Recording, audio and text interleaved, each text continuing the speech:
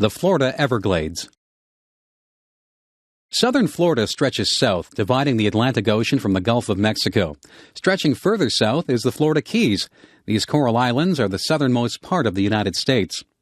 Since much of southern Florida is close to sea level, it's very swampy. The famous Everglades are wetlands where tall grass and bunches of trees grow. Part of these swamps has been drained for agricultural land. The soil is rich, and market gardening is an important activity.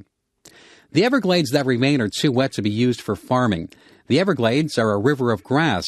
The deeper water areas stay wet all year, but the shallower pools dry up in the dry season. Some of the water has been drained off for agricultural purposes, making the Everglades drier. Nonetheless, the best way to travel in this region is by airboats. These high boats can go through water and sail over clumps of grass.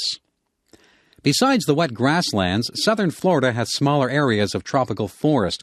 These areas of hardwood trees are called hammocks, and they are rich in animal and plant life. Along much of the coast are mangrove trees, which provide important nesting grounds for wild birds. The Florida Keys stretch 200 miles from Miami southwest. These islands are tropical in climate. Fishing and tourism are important industries. Because of its subtropical nature, the animal and plant life of southern Florida differs from other parts of the United States. Characteristic animals are alligators and crocodiles. Alligators prefer fresh water and usually live inland, while crocodiles live in salt water along the coast. Both animals are considered dangerous. Alligator wrestling is considered a sport for the brave or foolhardy. Probably Florida is the most famous for its birds. At one time, many species were almost extinct.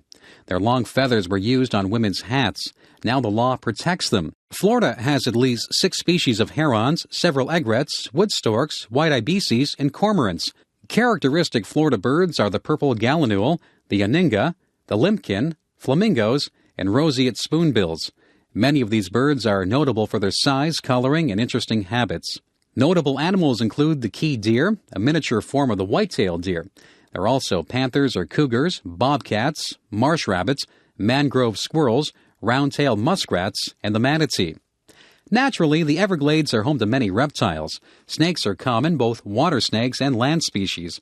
There are 4 poisonous varieties. Both land and sea turtles abound, and lizards are fairly common. Fishing is a major industry. Sports fishermen go to sea in search of trophies such as marlin, sailfish, and tarpon. Smaller fish are caught commercially. Freshwater sport fish include bass and gar. After many decades of work to protect the animals and plants of the Everglades, the region finally became a national park in 1947. It is the 3rd largest park in the USA and covers 1.5 million acres. Within the park live 300 kinds of birds, 30 kinds of mammals, 65 kinds of reptiles and amphibians, and nearly 1,000 species of flowering plants. Of course, it is a major tourist attraction.